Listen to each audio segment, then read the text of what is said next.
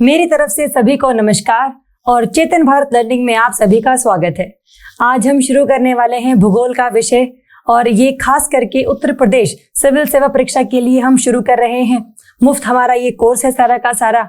और भूगोल के विषय को शुरू करने से पहले थोड़ा बहुत हम जान लेते हैं कि भूगोल का विषय किस तरीके से हमें डील करना है। जैसे अगर हम देखें तो थोड़ा सा वैज्ञानिक झुकाव आपको इस विषय में देखने को मिल सकता है कि बहुत सारी अवधारणाएं हैं जिनको आपको समझना है और बहुत सारे तथ्य हैं जिनको आपको याद करना है। लेकिन यही ही खास बात है इस विषय की कि अगर आपको एक बार सारे कंसेप्ट, सारी अवधारणाएं समझ में आ जाती हैं तो ये विषय बहुत ही इजी आपके लिए बन जाता है। और इसी को इजी बनाने के लिए, सरल बनाने के लिए इसको हम शुरू करेंगे आज। और सबसे पहली क्लास में हम देखेंगे कि पूरा पाठ्यक्रम क्या है इस पूरे विषय का और पिछले सालों में ऐसे कौन कौन से क्वेश्चन हैं भूगोल के विषय के बारे में जो आप लोगों से पूछे गए थे। बहुत सारी चीज़ें रिपीट भी हुई हैं पिछले सालों के मुकाबले। भूगोल के विषय के क्वेश्चन की अगर हम बात करें तो उनको भी हम देखेंगे और ये देखेंगे कि कौन कौन से ऐसी टॉपिक्स हैं जिनके ऊपर प्रश्न बहुत ही ज़्यादा पूछे जाते हैं, ताकि हम उन्हीं पर ही ज़्यादा फोकस करें और जो बाकी और चीज़ें हैं उनको एक बार हम पढ़ लेंगे और साथ में अगर क्वेश्चन कोई उनके ऊपर आता है भविष्य में तो उसको भी हम डील कर लेंगे। तो आज हम शुरू करेंगे भूगोल का परिचय, जिसमें हम सबसे पहले देखते हैं कि कौन कौन से विषय हमें करने हैं। जैसे सबसे पहले हम करेंगे भू आकृति विज्ञान। देखो, हमें भूगोल के बारे में अगर हम देखें तो आपको इसमें पूरा ब्रह्मांड में उपस्थित सारी जो चीज़ें हैं, चाहे वो तारे हैं, चाहे ग्रह हैं, उपग्रह हैं या बाकी और सारे क्षुद्र ग्रह वगैरह, वो भी आप लोगों को पढ़ने हैं।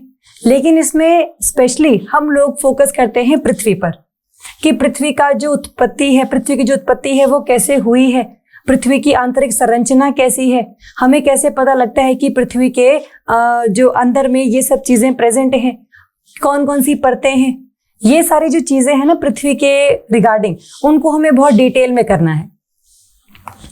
और अगर हम देखें भू आकृति विज्ञान में तो इसको हम जियोमॉर्फोलॉजी के नाम से भी जानते हैं।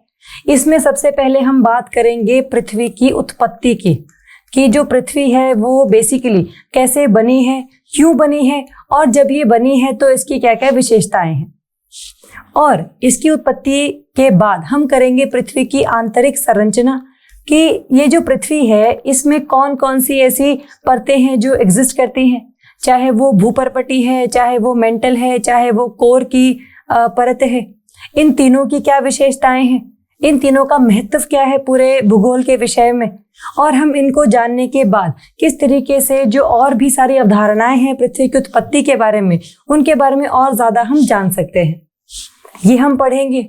आंतरिक संरचना के बारे में हम देखेंगे के बाद हम देखेंगे कि पृथ्वी के ऊपर किसी भी जगह का स्थान पता लगाने के लिए कि वो किस जगह पर प्रेजेंट है, उसको पता लगाने के लिए हम लोगों ने बहुत सारे जो मेजरमेंट्स हैं वो किए हैं। जैसे अगर हम बात करें तो हम लोगों ने अक्षांश रेखाएं बनाई हैं, हम लोगों ने देशांतर रेखाएं बनाई हैं।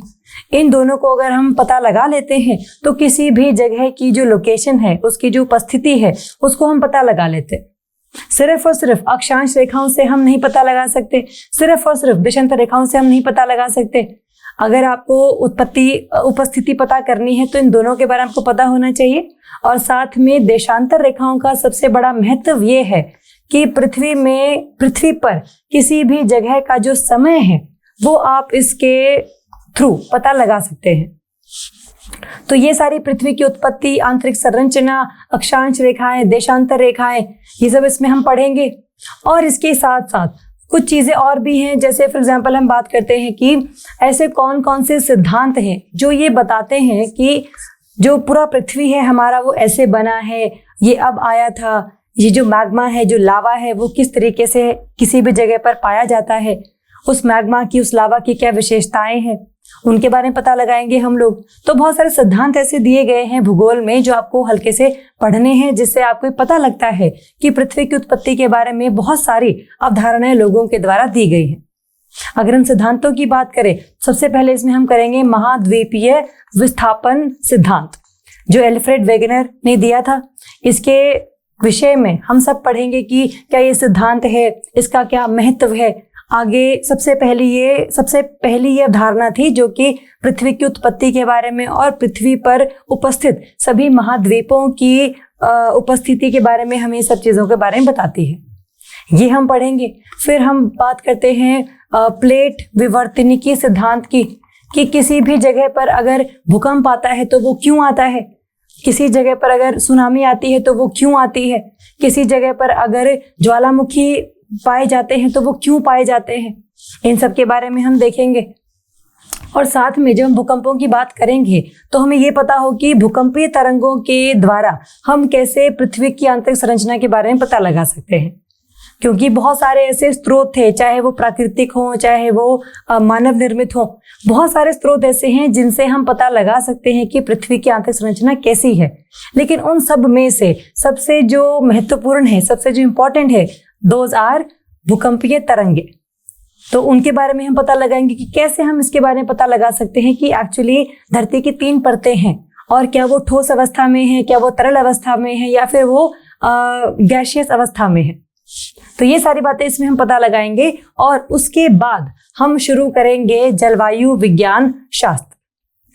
इसको शुरू करने से पहले हम एक चीज और करेंगे जिसमें हम ये देखेंगे कि बहुत सारी ऐसे बल हैं, बहुत सारी ऐसी फोर्सेस हैं जो पृथ्वी के ऊपर लगती हैं, चाहे वो बाह्य बल हो चाहे वो आंतरिक बल हो। इन दोनों का महत्वता क्या है, कि क्या ऐसे बल हैं जिससे कि कोई भी धरती का एक हिस्सा उठा हुआ प्रतीत नजर आता है हमें, वो हम देखेंगे। और साथ में बहुत सारी ऐसी स्थलाकृतियां जो ज्वालामुखी ने बनाई हैं, जो नदी के प्रवाह ने बनाई हैं, जो हमारी डिफरेंट आपके जो ग्राउंड वाटर है उसके द्वारा बनाई गई हैं।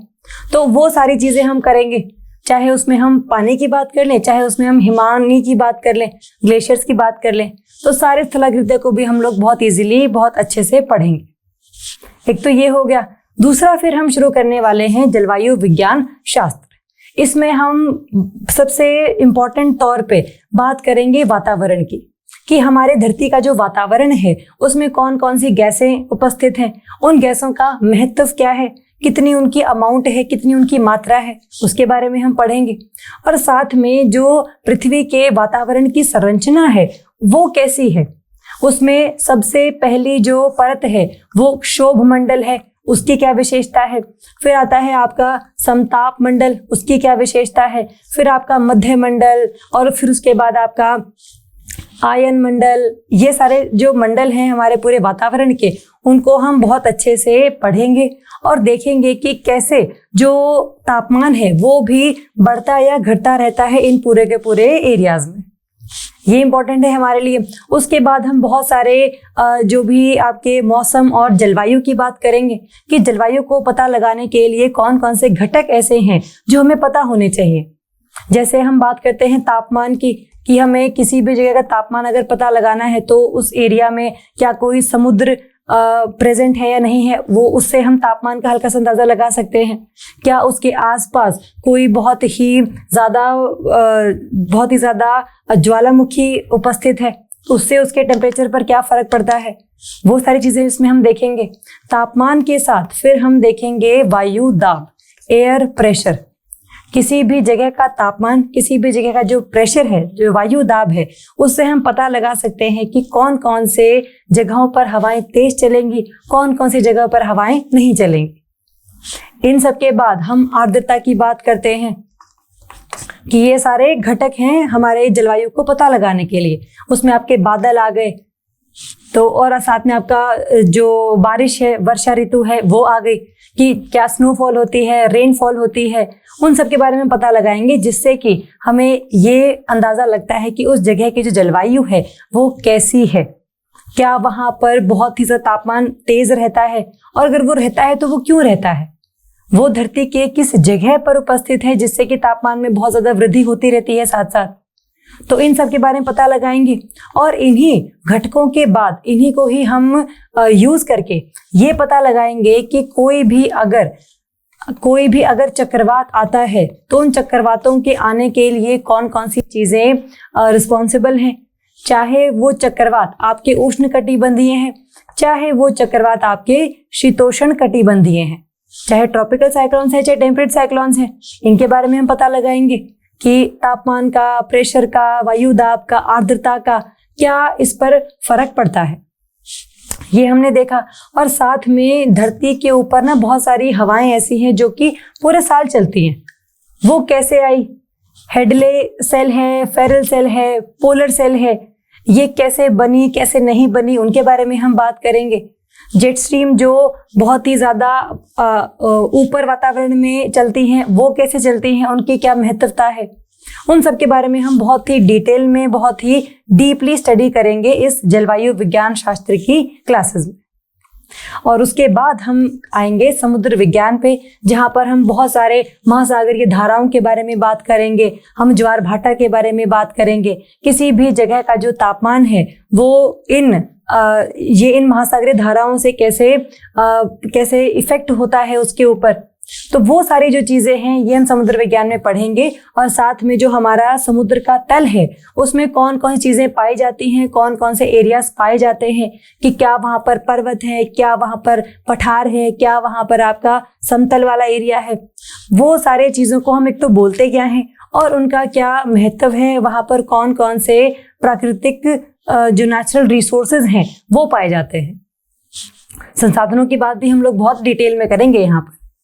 तो भू आकृति विज्ञान के बाद जलवायु विज्ञान शास्त्र हम लोग करेंगे, फिर हम समुद्र विज्ञान को बहुत ही डीपली स्टडी करने वाले हैं।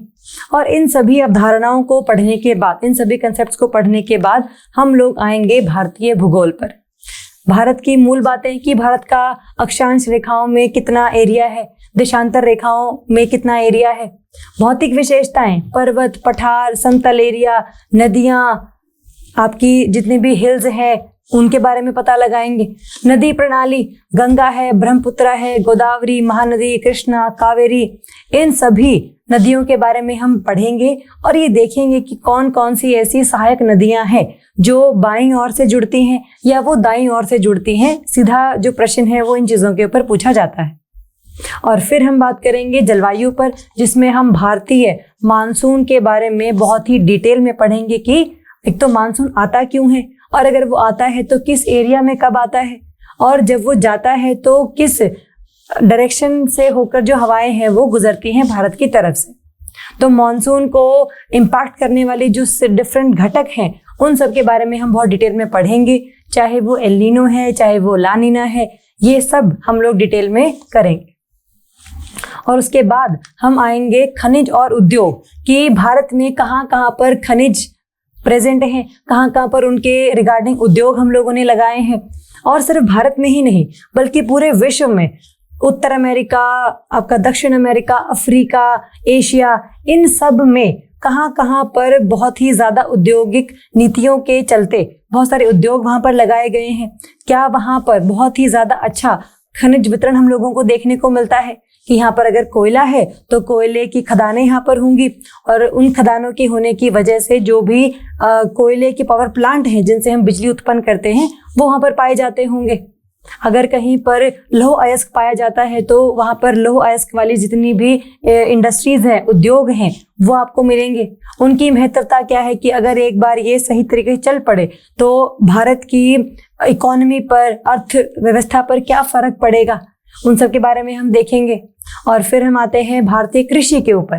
कृषि में हम बहुत सारी फसलों के वितरण की बात करेंगे, किस किस फसल को उगने के लिए किन किन कंडीशंस की जरूरत होती है उसके बारे में देखेंगे, कि इनको इतना पानी चाहिए है, इनको ये मिट्टी चाहिए है, वो सारी बातें इसमें हम देखेंगे।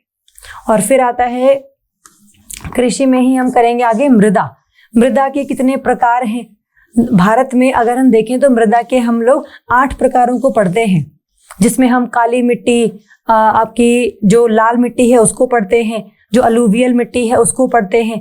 इन सब की क्या विशेषताएं हैं और कहाँ कहाँ पर ये पाई जाती हैं, ये बहुत हमारे लिए ज़रूरी है, उसको देखेंगे। और फिर आते हैं प्राकृतिक वनस्पति और जीव पर। किसी भी जगह का अगर मृदा और किसी भी जगह का अगर तापमान आपको बहुत ही ज़्यादा अच्छे तरीके से पता है तो आपको ये अंदाज़ा लगाने में बहुत ही मुश्किल नहीं होगी कि वहाँ की प्राकृतिक वनस्पति कैसी होगी, वहाँ पर पाए जाने वाले जीव कैसे होंगे। तो उन सब के बारे में हम यहाँ पर पढ़ेंगे। फिर आते हैं आर्थिक अवसंरचना, इकोनॉमिक इंफ्रास्ट्रक्चर कि यहाँ पर जितना भी सड़क मार्ग है, रेल मार्ग है, वायु मार्ग है, नदियों वाला मार्ग है जिसमें हम नदियों के थ्रू व्यापार करते हैं, तो भारत में कौन कौन सी ऐसी जगह हैं जहाँ पर सड़क मार्ग बहुत ज़्यादा अच्छी मात्रा में पाया जाता है, इनकी क्या विशेषताएं हैं उसके बारे में पढ़ लेंगे हम लोग। और फिर हम लोग बात करेंगे आपके दूसरे मानव भूगोल की, ह्यूमन ज्योग्राफी की, जिसमें हम स्पेशली बात करेंगे मनुष्य और पर्यावरण की, कि क्या ऐसी नीतियां भारत ने अपनाई हैं जिससे कि मानव की जितनी भी रिक्वायरमेंट्स हैं वो पूरी हो सकती हैं और पर्यावरण का भी ध्यान हम लोग बहुत ही अच्छे तरीके से रख सकते हैं। तो वो सभी नीतियों के बारे में देखेंगे। भारत में जो जनसंख्या है सेंसस 2011 के हिसाब से जो भी है उसको हम देखेंगे। जनजातियां, उनका जो प्रवास है वो देखेंगे, माइग्रेशन जिसको हम कहते हैं। और बहुत सारे क्वेश्चंस ऐसे आए हुए हैं पिछले सालों में जिसमें सेंसस 2011 का डेटा हम लोगों ने सीधा उठाया हुआ है। तो जनगणना के हिसाब से जो भी प्रदेश सबसे ज्यादा आगे है जनसंख्या में, सबसे ज्यादा आगे है जनसंख्या के घनत्व में, उन सबको हम बहुत अच्छे से पढ़ेंगे। आर्थिक गतिविधियों के बारे में पढ़ेंगे जिसमें प्राथमिक गतिविधियां हम पढ़ेंगे कृषि, जिसमें हम द्वितीय गतिविधियां जिसमें हम इंडस्ट्रीज की बात करेंगे, उद्योगों की बात करेंगे, और तीसरा है हमारा तृतीय उद्योग जिसमें हम सर्विस सेक्टर की बात करेंगे, जहां पर हम आईटी इंडस्ट्रीज की बात करेंगे। तो वो आर्थिक गतिविधियों के बारे में देखेंगे और जो और नीतियां हम लोगों ने अपनाई हैं इन सबको अच्छे से करने के लिए, उन सब के बारे में हम बहुत डिटेल में पढ़ेंगे।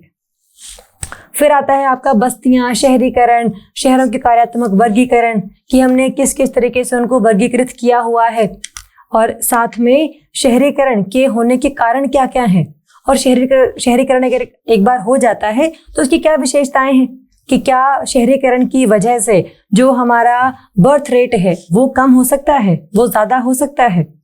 तो वो उन सब के बारे में जो है हम लोग बहुत ही अच्छे से बात करेंगे। अगर हम इस पूरे मानव भूगोल को देखें, पूरा भूगोल को देखें, इन सब के बारे में हम जब देखेंगे तो सारे की सारी चीज़ें हमें बहुत अच्छे से क्लियर होंगी।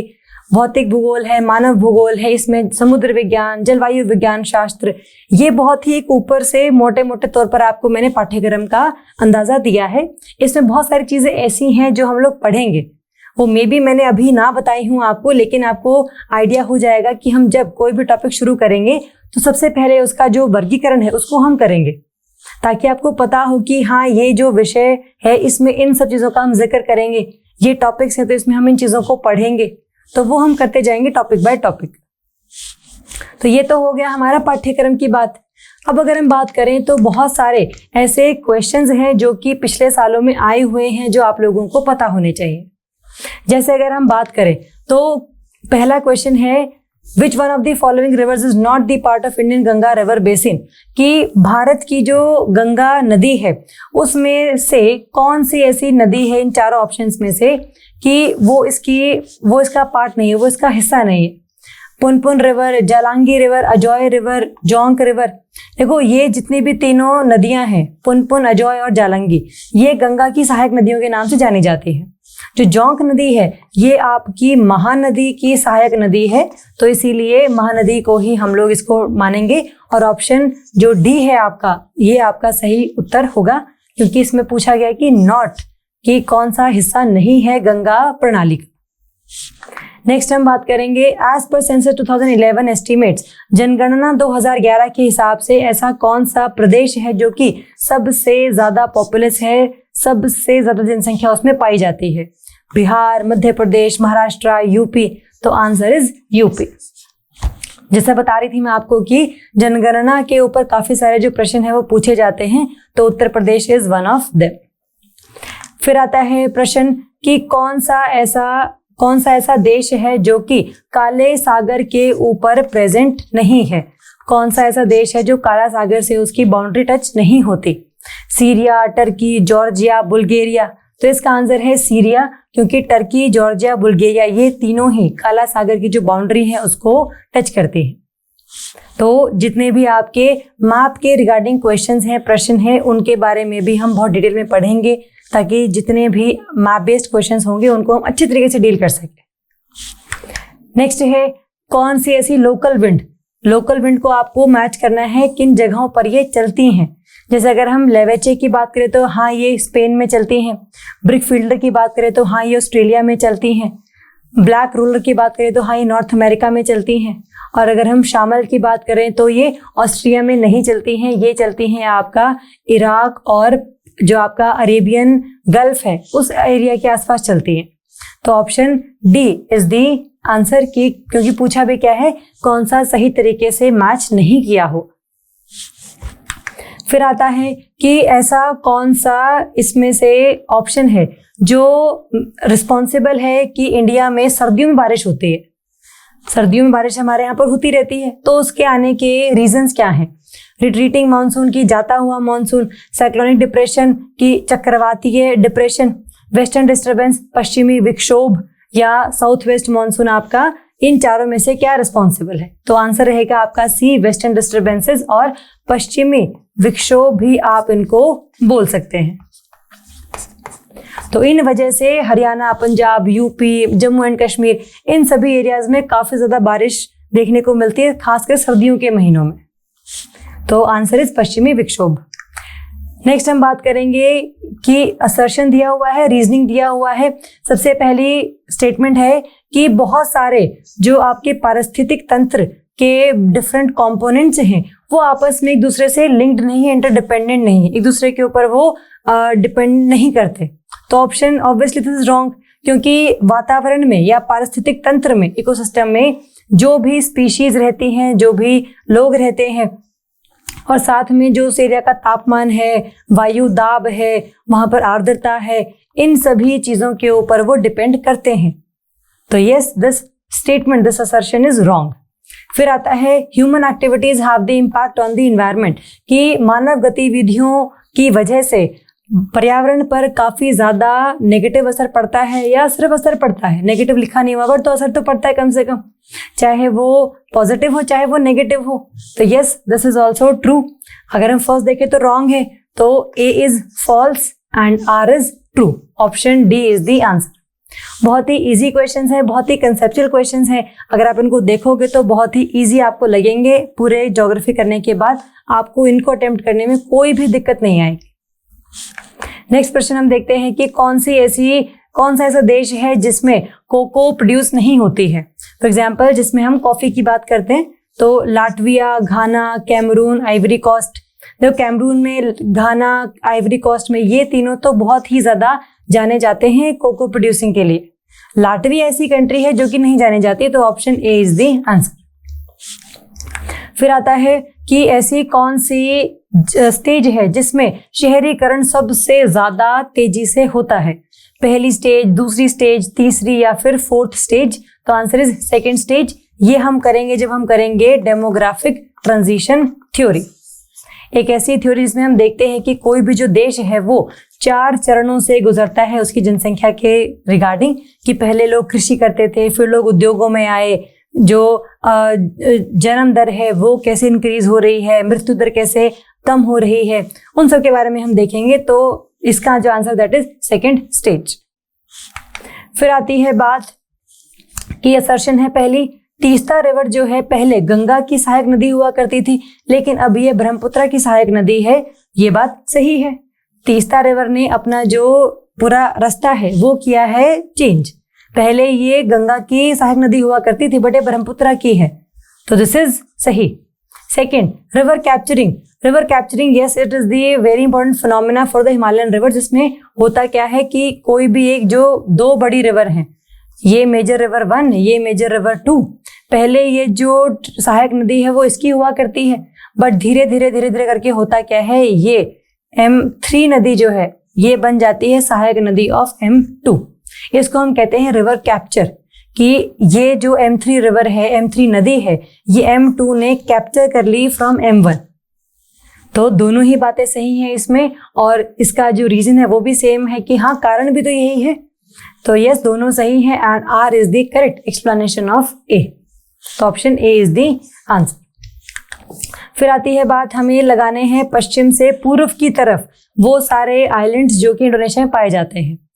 तो इसमें अगर हम देखें तो answer is Sumatra, Java, Bali and Lombok. Option B is the answer. ये अभी आपका मैप के रिगार्डिंग क्वेश्चन है। इंडोनेशिया में बहुत सारे आइलैंड्स पाए जाते हैं, बट बहुत ही आइलैंड्स कम ऐसे हैं जो हमारे लिए महत्वपूर्ण है। तो इनको अगर हम पश्चिम से पूर्व लगाते हैं तो पहले सुमात्रा, फिर जावा, फिर बाली और फिर लोम्बोक आता है। तो option B is the answer. फिर बात आती है भारत में सबसे बड़ी खारे पानी की झील कौन सी है? चिलिका झील, सांभर झील, लोनर झील या वुलर झील? तो आंसर इज चिलिका झील।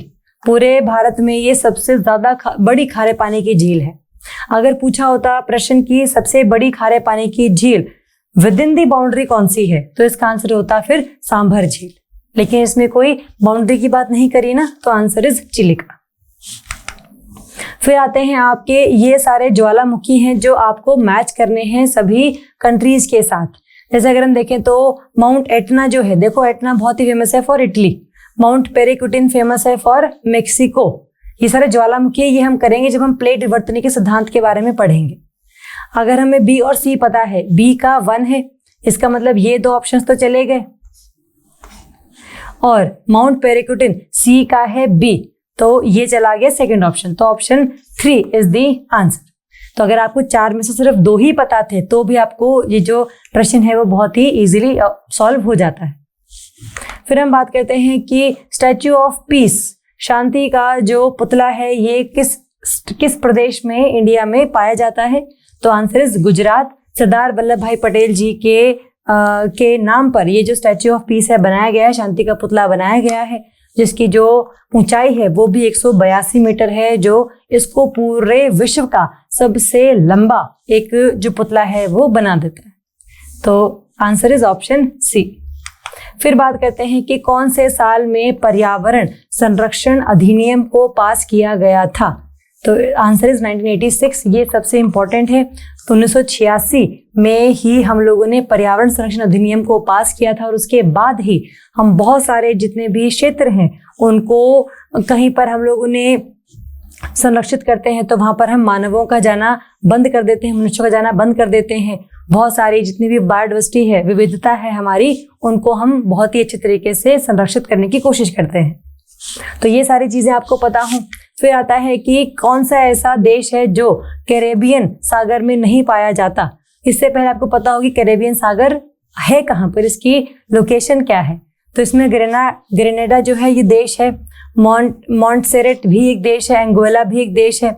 मदीरा जो आइलैंड है ये आपका कैरेबियन सी में नहीं है, कैरेबियन सागर में नहीं है, बल्कि ये आपका अटलांटिक सागर में आपको देखने को मिलेगा, और ये भी नॉर्थ अटलांटिक सागर जो कैरेबियन से हल्का सा राइट साइड में है। तो मदीरा इज नॉट दी आंसर। तो ये भी आपका मैप के बेस्ड ही क्वेश्चन है। फिर आता है आपका कि इनमें से कौन सा ऐसा जीव है जो कि वायु प्रदूषण का संकेत है, कि हाँ वायु प्रदूषण अगर होगा तो इसकी जो मात्रा है वो कम से कम आपको नजर आएगी। तो इसका जो आंसर है दैट इज लाइकन।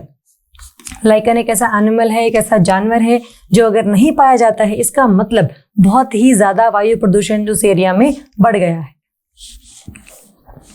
तो option C is the answer. फिर है आपका अर्बनाइजेशन के ऊपर प्रश्न, शहरीकरण के ऊपर प्रश्न, जिसमें ये बोला गया है कि जो शहरीकरण है वो जन्म दर में कमी लेकर आने के लिए रिस्पॉन्सिबल है। तो ये बात सही है, क्योंकि कई बार होता क्या है, शहरीकरण की वजह से बहुत ज्यादा जो आपका लाइफस्टाइल है वो बहुत एक्सपेंसिव होता है, बहुत सारे पैसे आपको कमाने पड़ते हैं उस लाइफस्टाइल को मेंटेन करके रखने के लिए। तो ऐसा ना हो, तो इसलिए उस महंगाई से बचने के लिए आप बहुत ही कम बच्चों को पैदा करते हैं।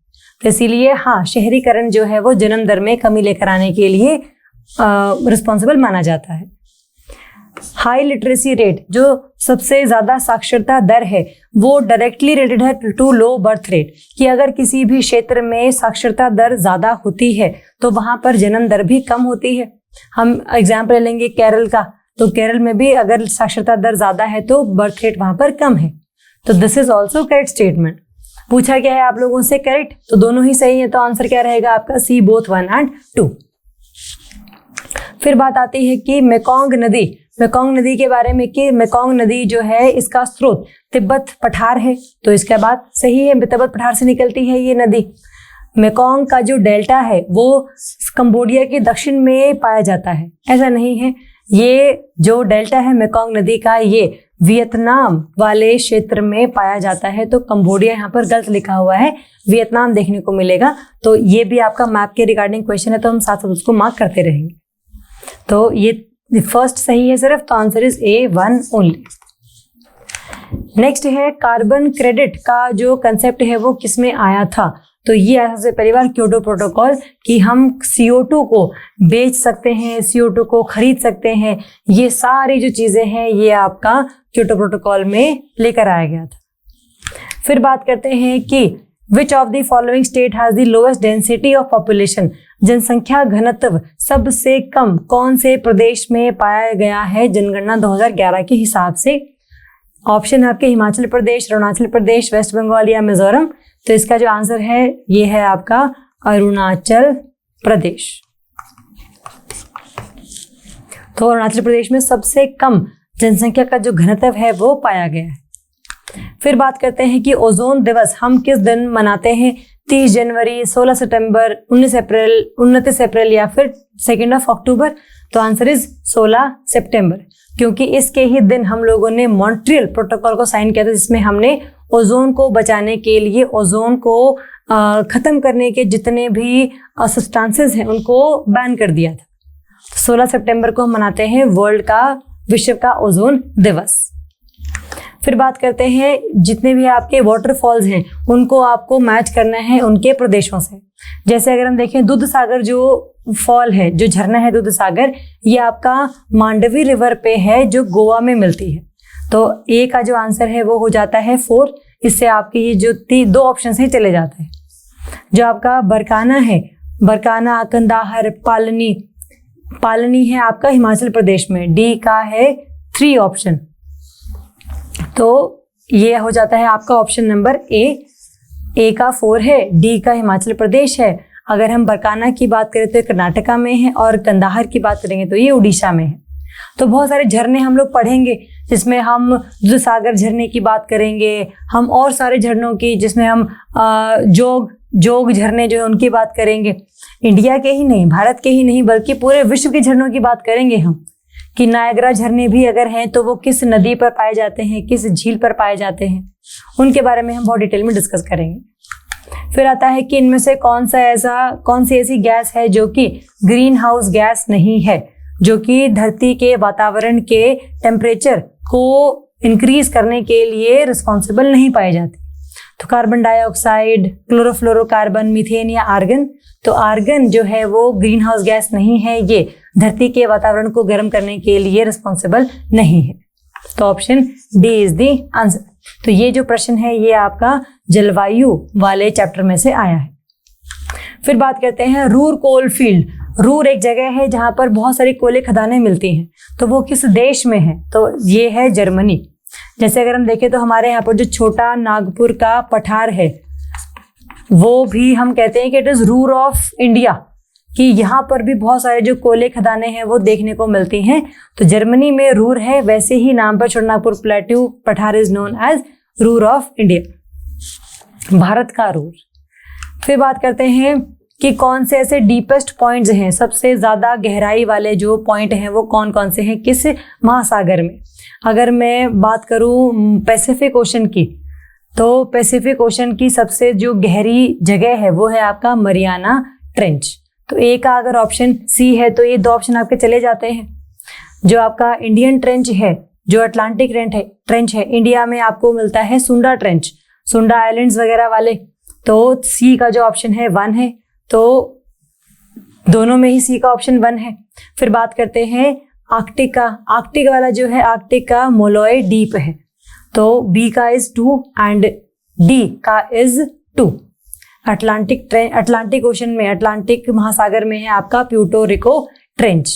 तो option B is the answer. तो ये भी आपका मैप के रिगार्डिंग क्वेश्चन है, तो उसको हम बहुत डिटेल में डिस्कस करेंगे। अगले प्रश्न की बात करते हैं। अगला प्रश्न है द डेमोग्राफिक डिविडेंड इज, कि जनसांख्यिकी लाभांश जो है वो बेसिकली क्या है। इसमें हम बात करते हैं कि जो भी आपके क्षेत्र में काम करने वाले लोग हैं जिनकी आयु 15 से 59 साल है, वो कितना ज़्यादा योगदान दे सकते हैं अर्थव्यवस्था को बढ़ाने में। तो demographic dividend is basically the working population of 15 to 59 years. Option A is the correct answer. तो इसके बारे में हम पढ़ेंगे जब हम पढ़ेंगे मनुष्य और पर्यावरण और मानव भूगोल के बारे में हम जब पढ़ेंगे तब डिटेल में डिस्कस करेंगे इसे। फिर बात करते हैं कराकुम रेगिस्तान जो है वो कौन से देश में उपस्थित है?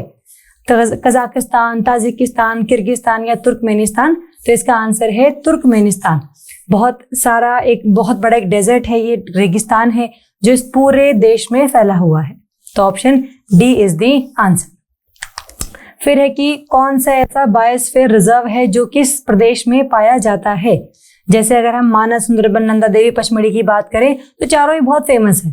तो मानस जो है ये है आपका आसाम वाले एरिया में, सुंदरबन है आपका वेस्ट बंगाल में, पचमढ़ी है मध्य प्रदेश में और नंदा देवी है उत्तराखंड में। उत्तराखंड में है, उत्तर प्रदेश में नहीं है। तो उसके रिगार्डिंग क्या है, काफी सारे बच्चों ने डाउट्स वगैरह भी डाले थे कमीशन पर। उसके बाद ये जो प्रश्न है उसको खत्म कर दिया गया था। तो ध्यान रखेंगे नंदा देवी इज इन उत्तराखंड। फिर बात करते हैं कौन सा ऐसा देश है जो कि लैंडलॉक्ड है, जिसका मतलब किसी भी सागर की सीमा या महासागर की सीमा उस देश से टच नहीं होती? बोलीविया, सूरीनेम, पेरू या उरुग्वे? तो इसका आंसर है बोलीविया। बोलीविया एक ऐसा देश है जो दक्षिण अमेरिका में है और उससे किसी भी सागर या महासागर की सीमा टच नहीं होती। तो option A is the answer. फिर है आपका कि कौन सा ऐसा देश है जिसमें आर्सेनिक प्रदूषण काफी ज्यादा पाया गया था? पाकिस्तान, भूटान, बांग्लादेश या श्रीलंका?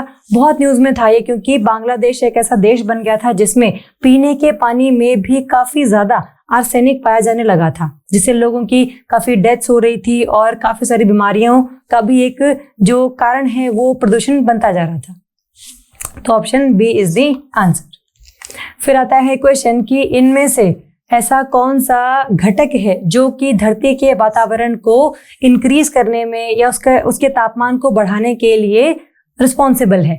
तो इसका आंसर है आपका लॉन्ग वेव टेरेस्ट्रियल रेडिएशंस, जिसमें हम बात करते हैं कि ये धरती का सरफेस है, धरती की सतह है, यहाँ से जो सूरज है वहां से उसकी किरणें आती हैं और फिर धरती इनको एब्जॉर्ब करती है खुद और फिर खुद से ये रिलीज करना शुरू करती है। तो इनको हम कहते हैं लॉन्ग वेव टेरेस्ट्रियल रेडिएशन, ऐसी रेडिएशंस जो कि धरती ने खुद से रिलीज करी हैं। तो इसका आंसर इज डी। इसका कारण क्या है पीछे? लॉन्ग वेव ही ने हम क्यों कहते हैं, शॉर्ट वेव क्यों नहीं है, और वेव्स ही क्या हैं, वो सब चीजें जो है इसमें हम लोग डिस्कस करेंगे। तो option D is the answer. फिर क्वेश्चन आता है केबुल लामजाओ नेशनल पार्क, केबुल लामजाओ राष्ट्रीय उद्यान जो है वो किस झील पर है और किस प्रदेश में है? कोलेरू लेक, डल लेक, वुलर लेक या लोकतक लेक? तो इसका जो उत्तर है वो है लोकतक लेक और ये मणिपुर प्रदेश में उपस्थित है। और ये इकलौता ऐसा राष्ट्रीय उद्यान है जो कि फ्लोटिंग है, तैरता हुआ राष्ट्रीय उद्यान है ये, और पूरे विश्व का इकलौता ही एक ऐसा ये राष्ट्रीय उद्यान है। तो बहुत इंपॉर्टेंट है, न्यूज में रहता है, तो इसको हम ध्यान से देखेंगे। फिर आता है राष्ट्रीय चंबल अभयारण्य किन प्रदेशों में स्थित नहीं है? उत्तर प्रदेश, मध्य प्रदेश, राजस्थान या हरियाणा? तो इसका आंसर है हरियाणा, क्योंकि उत्तर प्रदेश, मध्य प्रदेश, राजस्थान के तीनों के बॉर्डर पर ये जो सेंचुरी है, अभयारण्य है, ये उपस्थित है यहाँ पर। तो option C Haryana is the answer. फिर है कि ऐसे कौन कौन से इफेक्ट हैं, इम्पैक्ट हैं जो कि ग्लोबल वार्मिंग से होते हैं?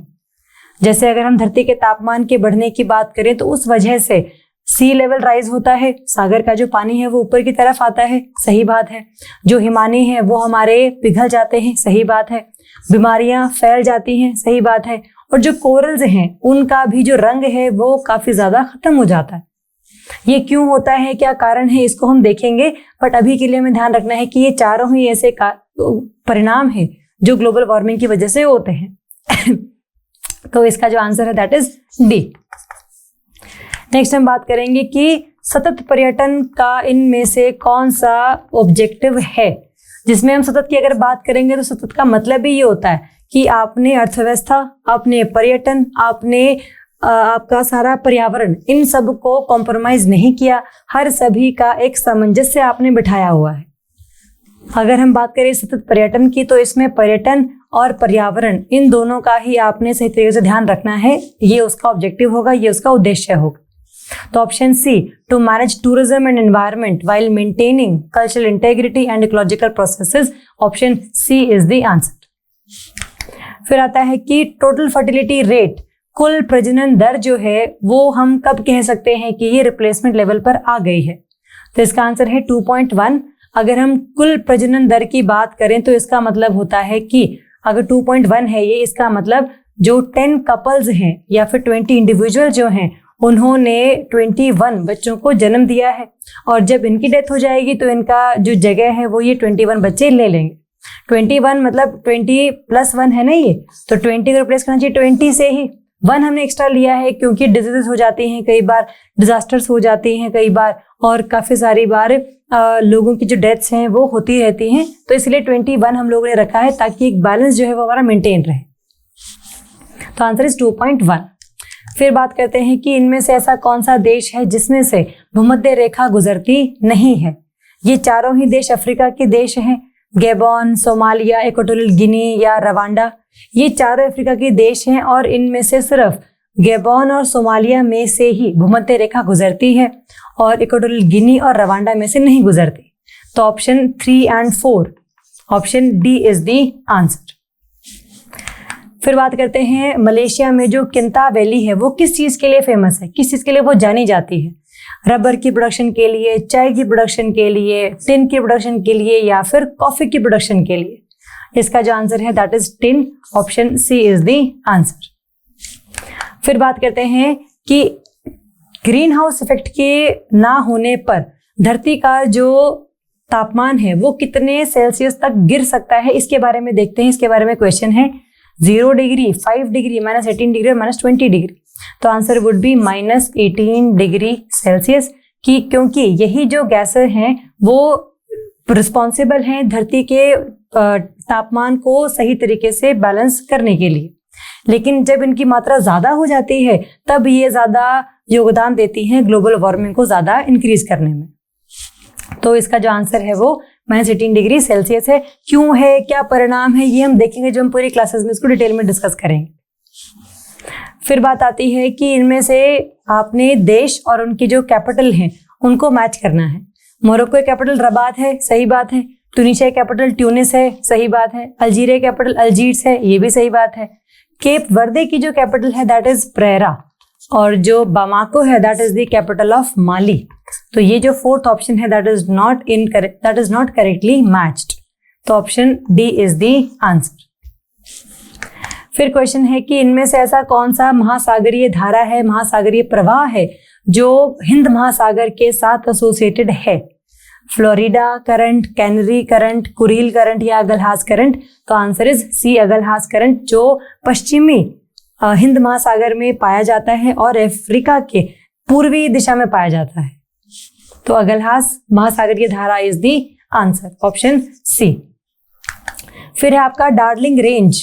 डार्लिंग पर्वतमाला जो है ऑस्ट्रेलिया में पाई जाती है और ये मिलती है इस वाले एरिया में। अगर ये पूरा ऑस्ट्रेलिया है तो ये आपका डार्लिंग रेंज की जगह है।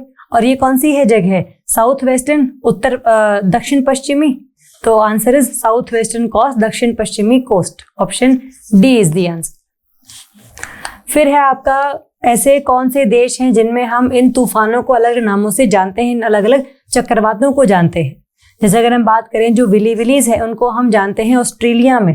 चक्रवातों के अलग अलग नाम होते हैं हर जगह पर, तो ये ऑस्ट्रेलिया में पाए जाते हैं। अगर हम हरिकेन्स की बात करें तो यूएसए वाले एरिया में है, अमेरिका वाले एरिया में। टाइफून्स हैं आपके चाइना के एरिया में। और बगुइस जो हैं ये आपके फिलीपाइंस में जाने जाते हैं कि अगर किसी भी जगह पर चक्रवात अगर आता है तो उसको हम कहते हैं कि यहाँ पर हरिकेन आ गया, अगर आप अमेरिका में हैं। हम कहते हैं टाइफून आ गया अगर आप चाइना में हैं। हम कहते हैं विली आ गया अगर आप ऑस्ट्रेलिया में हैं। तो ये अलग अलग नाम है, इनके ऊपर क्वेश्चन आया हुआ है, तो इसके हिसाब से आप आंसर को मार्क कर लीजिएगा। फिर है तो ये सारे जो क्वेश्चंस हैं ये आपके यूपी में पिछले सालों में पूछे गए हैं, जिसमें काफ़ी सारे जो प्रश्न हैं वो रिपीट भी हुए हैं। जैसे हमने किया था ना विश्व ओजोन दिवस, ये बहुत बार पूछा गया है। जो धरती का एवरेज तापमान है वो कितना होगा ग्रीन हाउस गैसेस के विदाउट, वो भी क्वेश्चन 2 बार रिपीट हुआ है। तो आपने ध्यान रखना है इन सभी क्वेश्चंस को देखकर कि आपने अपनी तैयारी का जो लेवल है वो कितना रखना है, आपने किस तरह की चीज़ों को पढ़ना है, क्या आपने कंसेप्ट ज़्यादा पढ़ने हैं या फैक्ट ज़्यादा याद करने हैं, ये डिपेंड करेगा इन प्रीवियस ईयर क्वेश्चंस पे। तो इन क्वेश्चंस को आप एक बार देखिए, उस हिसाब से हम लोग तैयारी करेंगे अपनी, ताकि यूपी के पेपर में हमारा सिलेक्शन जो है बिल्कुल इंश्योर हो, हम सिलेक्शन लेकर ही आए। तो इन क्वेश्चंस को आप देखिए, इन क्वेश्चंस को आप पढ़िए, समझिए। आपको कोई भी डाउट होता है तो हमसे डिस्कस कीजिए। कल की क्लास में हम शुरू करेंगे पृथ्वी की उत्पत्ति और पृथ्वी की आंतरिक संरचना। उसको हम कैसे जान सकते हैं, उसको हम कैसे पढ़ सकते हैं, कौन कौन से घटक हैं जो बताते हैं कि धरती के अंदर क्या है क्या नहीं है, उन सब की बात करेंगे। अभी इस वीडियो में अगर आपको कोई भी डाउट है तो आप कमेंट कर सकते हैं, हमें कॉल कर सकते हैं, हमें मैसेज कर सकते हैं। कोई भी डाउट होगा तो प्लीज़ बताइएगा। Thank you so much and all the best.